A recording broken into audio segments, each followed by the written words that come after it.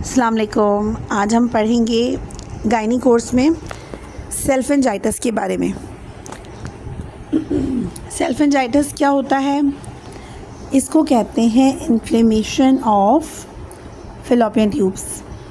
फ़ैलोपियन tubes देखा है ना आपने, फीमेल रिप्रोडक्टिव सिस्टम के अंदर यूट्रस होता है, फ़ैलोपियन ट्यूब्स होती हैं, ओवरीज़ होती हैं और सर्विक्स होती है, वजाइना होती है। तो ये सारी क्या है?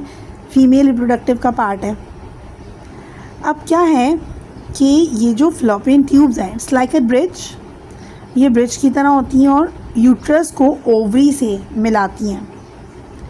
ठीक है, अब ये यूट्रस को ओवरी से मिलाने वाला जो ये रास्ता है ना, दिस इज़ कॉल्ड फ़ैलोपियन ट्यूब्स।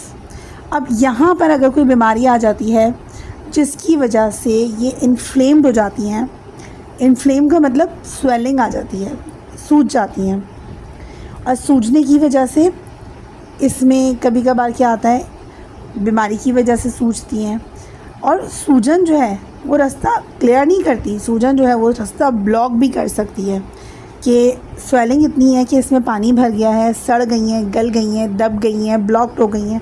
तो ये सारी जो कंडीशन है ना, दिस इज़ कॉल्ड सेल्फेंजाइटिस।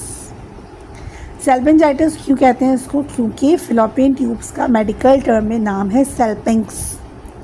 तो जहाँ पर भी आप ये वर्ड सुनेंगे, पढ़ेंगे सेल्पिंग्स, तो आप समझ जाएंगे बात हो रही है फ़ैलोपियन ट्यूब्स की। अब फ़ैलोपियन ट्यूब्स अगर हम अल्ट्रासाउंड करें इसका, वो चलें आगे बात करेंगे, पहले हम ये देखते हैं कि सेल्फेंजाइटिस क्या होता है और इसके जो कॉजेज़ हैं वो क्या हैं। जो रीज़न है ना ब्लॉक फ़ैलोपियन ट्यूब्स का, ये क्या हो सकता है? कोई इन्फेक्शन हो सकता है। इसका जो दूसरा रीज़न है वो ये है कि कोई पीआईडी यानी कि पेल्विक इन्फ्लेमेटरी डिजीज़ हुई हो, या जो इन्फेक्शन है वो सिर्फ वजाइना में हुआ हो।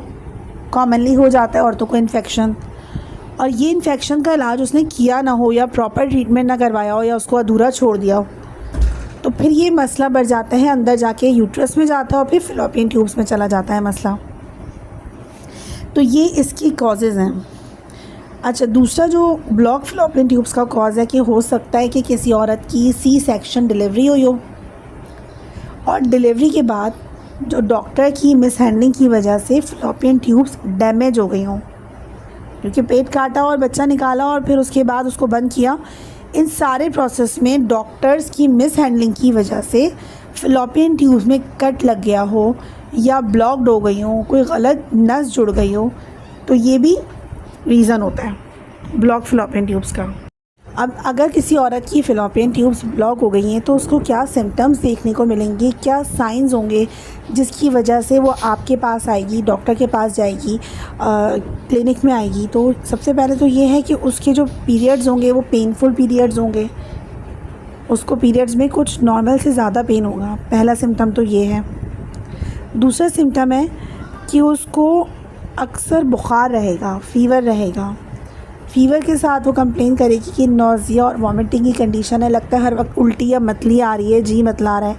इसके साथ साथ यूरिन में बर्निंग भी हो सकती है, जिसे हम यूटीआई से रिलेट करते हैं। यूटीआई भी हो सकता है और ये भी रीज़न हो सकता है फ़ैलोपियन ट्यूब्स की ब्लॉकेज का। तो फ्रीक्वेंट यूरिनेशन होगी विद यूरिन बर्निंग, ये चौथा पांचवा सिम्टम है। और फिर उसको जो वजाइनल डिस्चार्ज है वो भी फाउल स्मेलिंग का होगा। मतलब वजाइनल डिस्चार्ज क्यों हो रहा है फाउल स्मेलिंग का? इसके पीछे जो रीज़न है वो ये पेल्विक इन्फ्लेमेटरी डिजीज़ हो सकता है।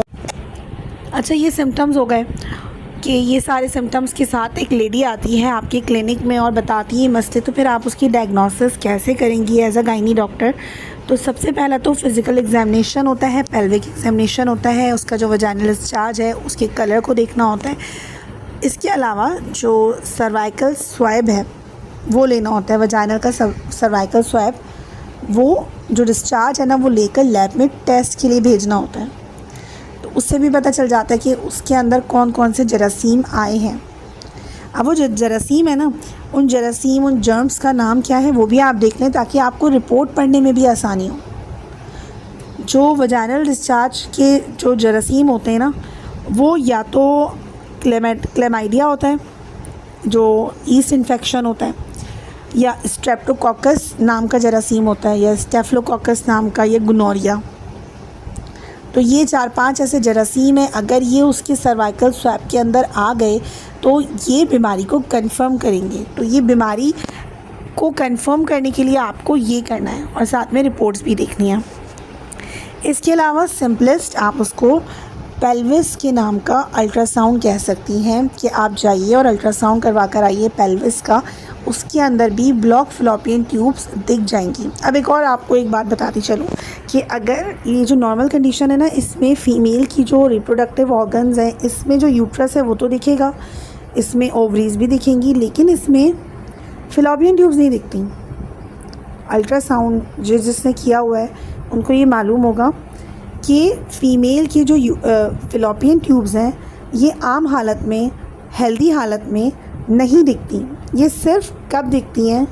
जब ये इन्फ्लेम्ड होती हैं, जब इनमें कोई ख़राबी होती है, जब एक्टोपिक प्रेगनेंसी का मामला होता है, जब फ़ैलोपियन ट्यूब्स ब्लॉक्ड होती हैं।